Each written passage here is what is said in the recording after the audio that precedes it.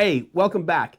And today's episode, episode 1 of Fly Tie Materials, we are talking about all of the different materials that you could use in tying a fly. Now, I know it can get overwhelming because it got overwhelming for me.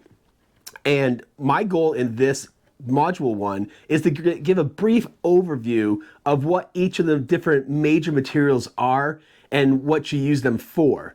I will have follow-on videos for each specific item where I dive deep into, say, like hooks, that their length, their gauge size, their gap sizes, what you're using them for, why you're using them for that.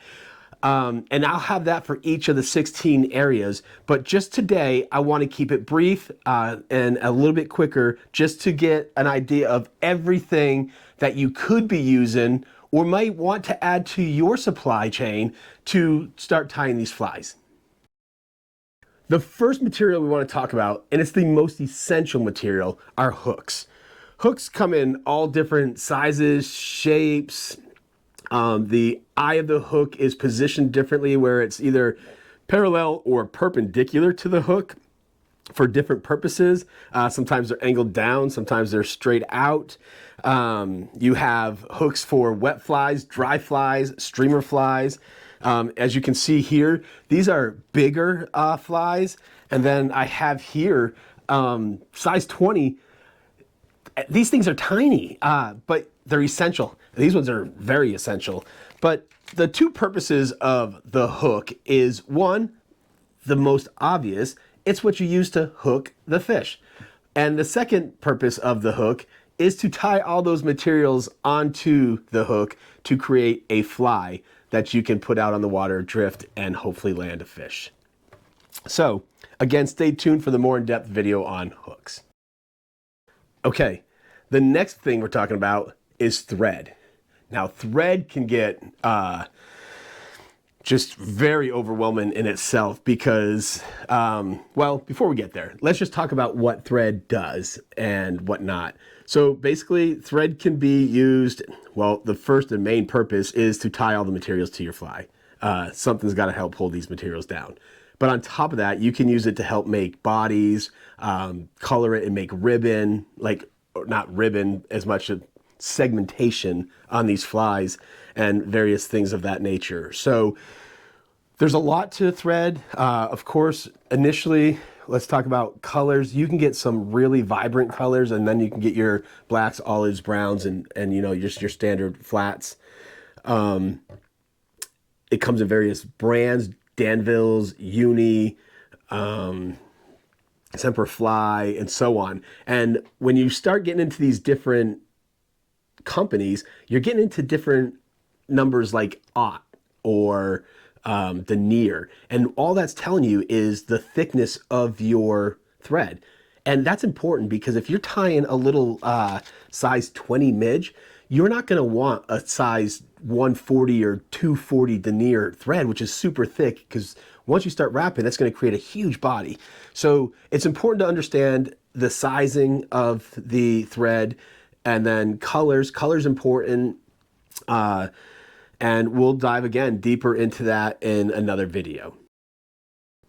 After hooks, I think one of the most necessary items after that are your beads. Now, beads, very much like your hooks, come in various sizes, shapes, but added into this, you get some really unique colors. Now, before I get into that, the purpose of your beads is kind of twofold.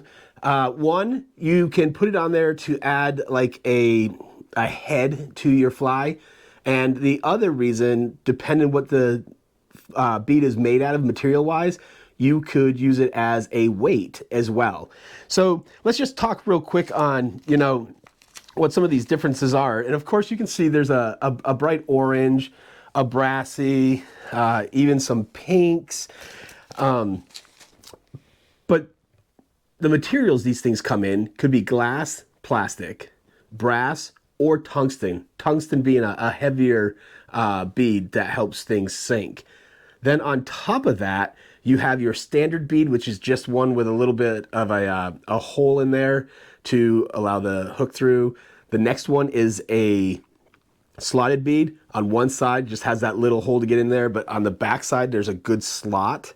Then you have your dumbbell bead, and that's kind of that's weighted, or it can represent some kind of eyes on the fly as well. And then of course you have your cone head, which again gives the appearance of something like a bait fish, or helps go into the appearance of a leech or something like that.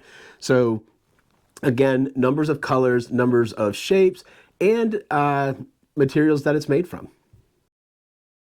Now let's talk about one of the favorite things of mine when it comes to tie-in flies, dubbing. Dubbing has a big purpose of creating bodies on flies, or you can help use it to create collars up by the bead or the eye of the hook later for wing casings or thoraxes of things like that. And when it comes to dubbing, like everything else we've talked about so far, there are crazy amounts of colors. There are natural fiber dubbins that come from animal furs, and then you have your synthetic that you could make out of your own yarn if you wanted to, which we'll have a video on that later as well. But for me, my understanding is there are three major areas of dubbing. And the first one is the super fine. Super fine is what you're going to use when you're trying to create dry flies. Then you have what I call the standard dubbin, which is a bunch of flat colors. And again, I have some just greens, grays, browns, but soon coming, I'm going to have purples, whites, pinks, and so on and so forth. You can just create as many colors as you want. On top of that, you have something called ice dubbin. And ice dubbin adds a little bit of flare and flash to your fly. There's a little bit of a sparkly section to it, so it really helps bring out the life of the fly. So again, you have your super fine, your standard, and your ice dubbin, and used to help create bodies. Next on tap, wire. Wire's as important as the thread is, and it of course has its purposes, and there are generally, I like to say, two different types of wires within the tie-in sector, if you will. And the first one is going to be lead wire. Lead wire comes in various sizes, 0.015, 0.020, and so on and so forth, going by the fives. And the purpose of the lead wire is to add, well, there's two.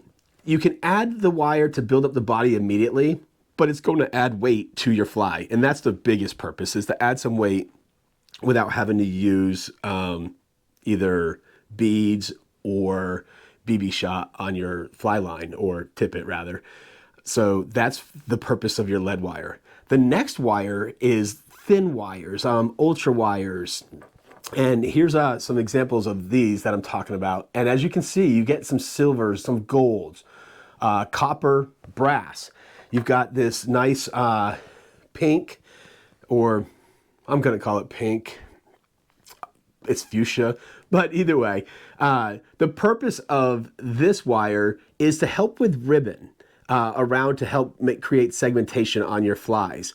And in addition to that, because of a lot of these materials being fragile, and the trout having, and other fish having teeth, once they start hitting these flies, the wire kind of helps hold everything together to keep it one good solid fly that you can use over and over.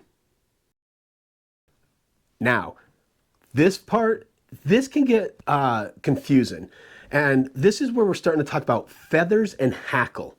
And you want to have a good understanding of this. Again, there's going to be a follow-on video that I'm going to have a deep dive of exactly what it is, where you get it from, and how you're going to use it properly. But again, everything else, colors. We have so many various colors that you could use. This one comes in like a pink, and then you have grizzly, which is black and white. And in saying that, let's talk about some purposes of feathers first.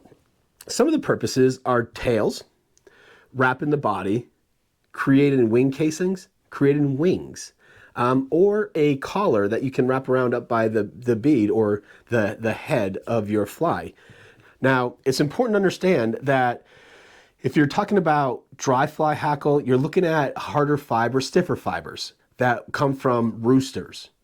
So a lot of your hackle is going to come, and feathers are going to come from chickens. But rooster feathers give you a lot of dry fly material, where the hen gives you a lot of that soft hackle, that plush, like you can feel it's softer. And when you're not using chicken, you could be using, in this case, a pheasant wing case out of here. You have your pheasant tail. This you can use, when you pull out the fibers, you can use it as a tail, wrap it around the body. I've seen it used as the wing case. The next thing is your peacock herl, again coming from the tail feathers of a peacock. These have an iridescent coloring to it on one side with that green. It's really nice and makes things pop. But again, you really want to understand your feathers and your hackles. One more before I go on to the next thing, and I don't want to forget, are your soft hackles here, like your CDC. Col de Canard is this duck. And then you have some partridge soft hackle. And if you see it, it's even smaller and thinner looking than, say, the big hen feathers. So a lot of these are used on your wet flies to wrap a collar around up by the head or the bead. So again, many uses for the feathers, many different birds and feathers that are out there, and then the purposes to using them. So stay tuned for the next video on that. A fun one here, Marabou. Marabou is a feather, but the reason I didn't include it in the feathers or hackle section is because it kind of stands alone on its own. And what it is maybe I could pull it, yeah, I could pull it out here. It's a plumy feather, like a tail feather type thing. And basically what you're using this for and around is like woolly buggers. Woolly buggers have that very plumy tail, and of course, like everything else, you can get a lot of different colors and make a lot of cool looking different flies out of it. But again, that's more specifically for the tail section, and depending on how you wrap it, if you don't cut it all off, you can help use it to build up part of the body as well with the extra piece of feather on the hook. So again, just a plumy feather that's used for tails and mostly streamers. Now let's talk about furs and hair. A couple of the big ones that you're gonna hear talked about are your elk hair and your deer hair. And these are body hairs. Now, the purpose for your body hair is for flotation. These pieces of hair, these strands of hair, are hollow inside and therefore floats. There's also moose hair that you could use. So those are your top three, the elk, moose, and deer hair. So these are used for the flotation, like almost looks like wings on top of your dry fly. The next set of hair, your white-tailed deer. So if you've ever seen a white-tailed deer on the side of the road or in person or wherever, you've seen obviously the bright white shining out. And there's underbody hairs, and then there's these tail hairs. And these are used to help create some bodies on flies, such as a clouser fly. And something that's really unique about this, and the other body hair does it too, but you get some very cool colors added in there. And again, creating a fly, you can throw a little bit of the white on top, a little bit of the green on the bottom, and it creates a very cool looking fly. So hair, again, is either used to help with flotation or to help create a long bodied hair. What do we want to talk about next? Chenille. Chenille is pretty cool, and chenille has a lot of functions as well as everything else. And of course, it comes in its various colors and shapes and thicknesses. Chenille is used for a few things. The purpose of this one, and it actually comes with the name, it's a mop chenille. A mop chenille is a thicker ribbon that people use to make what they call mop flies, as pictured below. These ones here, you can have it where it's kind of flashy looking or solid colors, and you use this to help create the body of flies. Stoneflies is a very good example when you're going to use your chenille, or you're going to use it build in streamers like your woolly buggers and different leeches and things like that, just to create a little extra body in there. So again, it comes in a lot of colors. It comes in a little bit more flash. It gets hairy looking, like as in this right here. I'm not sure if you can really see it well, but you can see all the hairy fibers sticking up. That's what this one here looks like when you pull it out. And again, it can make for a really cool looking body. Here's the fun piece for me. These are rubber legs. Rubber legs are made of plastic or silicone, and they're just what their name suggests. They're legs made of rubber. And you're gonna use this, and they come in various sizes and color, thickness. Here you can see like it's a chocolate black ribbon or a white and black. And you can use different lengths of it to cut for very small legs to go on some stoneflies. You could add some very longer legs if you're building flies out for, say, bass or brim. Those you get out there, so you know, almost to help create the legs of a frog per se. So you can use this for a lot of different things, leg purpose wise. They're really just that. They're there for legs, hence the name rubber legs. So there's that. Our next piece is crystal flash. Crystal flash, or you have Flashabou, which I personally don't own any Flashabou right now, but very similar. And let's just talk about what it is first. So when I talked about using the Marabou to help create a plumy tail, what happens a lot of time is people will take these colors of this flash and they'll add it alongside the tails here to help create just that, a little flash, a little flare, a little attractant to the fish to kind of pick up on. Sometimes it might help represent the side of like a bait fish. So like a pearl might look like some scales of a fish and give a little sparkly in the water. Of course, you got some rainbows, some gold, and there's a lot of other colors, again, like any other material here. But you just use it as a way of adding a little life to the fly, a little, you know, movement and flash. So something that kind of goes in the realm of, but not exactly the same thing, is your tinsels. And tinsels come in spools, and you can see like a silver, a gold, and kind of like the pearl color of the crystal flash, you have a pearl color here on the tinsel.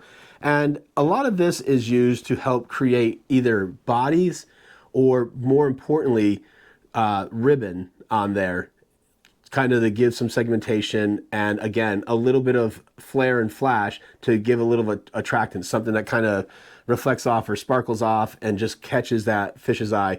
You can almost think of it as like a hot spot, you know, when people use the bright orange or pink threads to create hot spots. It's kind of like that, but along the length of the body of the fly. So that is your tinsel. The next thing we want to talk about is craft foam. Craft foam has a purpose of creating basically the body of a fly. It's used in a few trout flies, but also very much used when you're tying flies for brim, bass, and other things of that nature. It comes in obviously different colors and then thicknesses. Thicknesses from like, I mean, you can get it as thin as 1 millimeter, but the majority of the flies that I've seen tied or that I tie myself are used with 2 millimeter. But you can go up to 3, 4. I've seen some even use 6. 6 is really thick. So if you're looking for, I don't know, some people actually tie little pellet flies and different things like that out of the 6 millimeter to use almost like a feed fly, basically. But some people will call that your cheater fly. But again, here's your foam used for the body and more often used for brim, bass, and other panfish type flies. Okay, something that I haven't talked about and we definitely need to talk about are your glues and your resins. So glues come in a lot of different forms. You can use like a super glue. You can use a, here's your super glue. You can use a head cement that you just buy directly. That's called head cement. Or Sally Hansen's nail hardener. That's what I used in the beginning. I still use and have, but of course I now have an array of different things, but that works incredible. The whole purpose is to put a dab of the glue on your thread to help secure it down and hold it. Again, these flies, if they are starting to get hit by fish, you don't want it to just be a one-time fly. You want to be able to use it over and over. So durability is a huge piece, and it will help secure that piece down, your thread up around the head. Hence why the first one out there, or one of the major ones, is called head cement. So you want to add a super glue of some sort to your array. And you can, I haven't seen any colors in this. I think this comes in, it's just clear form, just so that you can put it on there and it doesn't change up the array of your fly. So again, glues are important. And on top of that, I have it as a different category, and I'll talk about it separately later, but resins. Resins come in different colors, and you can use resins to help create and build up a body and give it kind of a more realistic look, but you can also use it to just dab on there and use for like a wing casing on a pheasant tail nymph, on a hare's ear nymph, prince nymph, copper john. You can use it in a lot of different areas, but you just put it on there. Again, it could be clear, come in colors, and you put it on there and it hardens. And if you just leave it to set, it will eventually harden, but the best way you do it is you use a UV pen, and it will help harden it within seconds. So there's your glues and your resin. That's it. I want to thank you for stopping in and taking the time. I know this is a little bit longer video, but I think it's very, very important that you're not overwhelmed by all the different materials. But anyway, thank you for coming in. If you have any questions, please write them down below. If you think this is a great video, please comment, like, share, subscribe, do all those things that people ask you to do so that they can help build their channel. And we'll be back again. Tight lines.